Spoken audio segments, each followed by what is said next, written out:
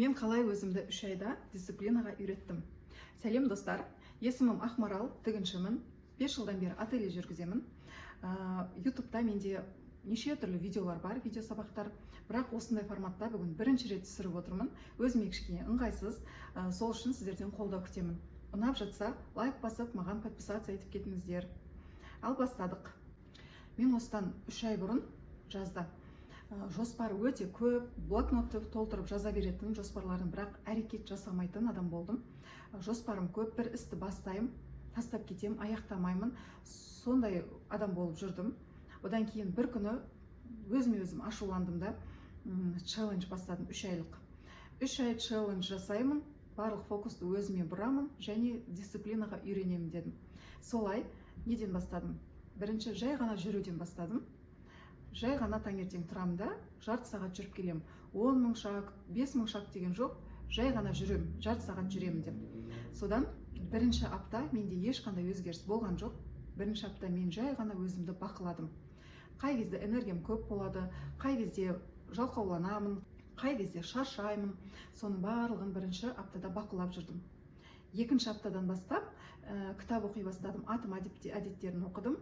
Челлендж бастағаннан кейін мен тастап кетпеу үшін, ары қарай жылжуыма көмек болсын деп Instagram парақшамда бөлістім. Сонымен күнде таңертең жүруге шыққан кезде сторисқа салып жүрдім. Бүгін бірінші күн, бүгін 5-ші күн деп. Солай жақсы бір ай жүрдім. Үйрендім тәртіпке, әдепке. Одан кейін бір айдан кейін мен жалға бастадым. Бір айдан кейін барлығын құнсыздандырып, шаршап, ерініп, жалқаулығым ұстайды, ертеңге қалдырам, солай жай бастадым. Сөйтіп жүрген кезде біз тігіншіміз ғой, тігіншілер былай отырамыз, бізге арқамызға көп күш түседі. Содан кейін арқам ауыра бастады, сонымен мен осанкамды түземін дедім де, сондай марафон алдым. Сол марафонның сабақтары жеңіл, жақсы болғаннан кейін, сол сабақтарды жасап жүріп, мен бір айдың қалай өткенін білген жоқпын. Челлендждің екінші айы менде марафондағы жаттығуларды жасап, денсаулығыма қараумен өтті. Сонымен менің екінші айда түйгенім, дисциплина деген ол өзіңді жазалау емес, өзіңді түсіну екен.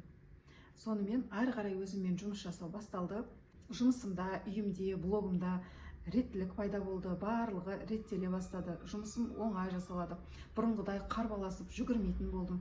Әр нәрсені өз уақытымен жасап, өз уақытында аяқтайтын болдым. Содан түсінгенім, дисциплина деген үлкен жоспар емес, кішігірім тұрақтылық екен. Тұрақты болған сайын сенің жұмысың өнеді, сонда белгілі бір уақыттан кейін үлкен нәтижесін көреді екенсің. 3 айдың соңында мен өзімді мүлдем басқа адамдай сезініп жүрмін.